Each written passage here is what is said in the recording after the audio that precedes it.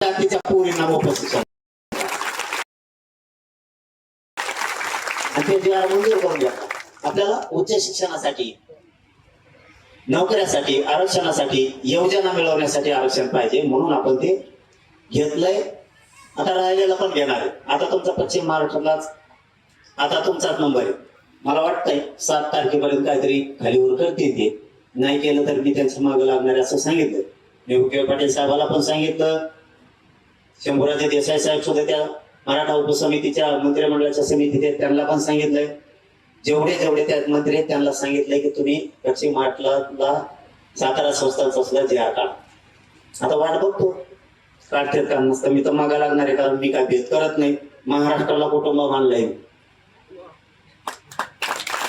त्यामुळे मी मराठवाडा, खानदेश आणि विदर्भ, पश्चिम महाराष्ट्र तसलं जुन्या भाषेत म्हणते थोट वागणं तसलं वागत नाही. सगळे मायबाप समाज माझा आहे या राज्यातला. मी सगळ्यांसाठी लढणार, एकालाही मागं सोडणार नाही. फक्त जरा दममानी जाऊ आपण आणि आयुष्याचा मिळू. आता मराठवाड्याचा जाहीर निघाला, हळूहळू टप्प्याटप्प्यानं बरोबर घालू आपण सगळा समाज आरक्षण. तुमचा पश्चिम महाराष्ट्र सुद्धा तोच करू, टप्प्यानं जाऊ. आपल्याला सवय नाही म्हणून गलं म्हणलं कसं काय ती लगेच दम धरणार. दम नाही आपल्याला, आपण फुगीरच नाहीये. आपल्याला ते फुगीरपणा एक सोडावं लागणार आहे आपल्या अंगातला. आपल्याला खोट्या प्रतिष्ठेत जगवले, खोट्या प्रतिष्ठेत त्यांनी आयुष्याचं पदार्थ पाडून घेतलं. आपल्याला खोटं काय सांगणार. एखाद्या गावात गेला ना एखादा कार्यकर्ता असला की त्याला हे नेते लोक म्हणणार हे सोडून बरं का धरून आणला.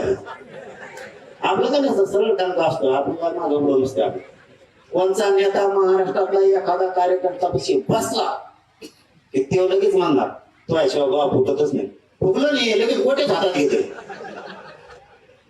एखादा जर आपल्याला कोणी पोट जात जर म्हणा ना काय चाललं पाठी 150 कप चहा सांगितला ते फुकट मोठेपणा. खोट्या प्रतिष्ठित जगायचं बंद करा आपले लोक. सत्य काय त्याची जाणीव करून घ्या आणि आपल्याला पुढं कसं जाता येईल, आपल्या समाजाचा, आपल्या लेकरा बाळाचा, लेकीबाळीचा आयुष्य आपल्याला कसं मोठं करता येईल त्याच्यासाठी झिजू आपण. आता मी झिजलोय. मी इतकं ह्या समाजाच्या लेकरा बाळासाठी झिजलोय की शत्रू सुद्धा झालेत मला. डायरेक्ट माझ्या सुपारी तिथे जात घातपातच.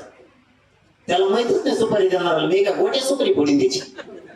सुपारी देते काय वाईट करतो मी. गोरगरिबांचे लेकर बाळा मोठे व्हावं हे स्वप्न आहे माझं. मी करायचं नाही.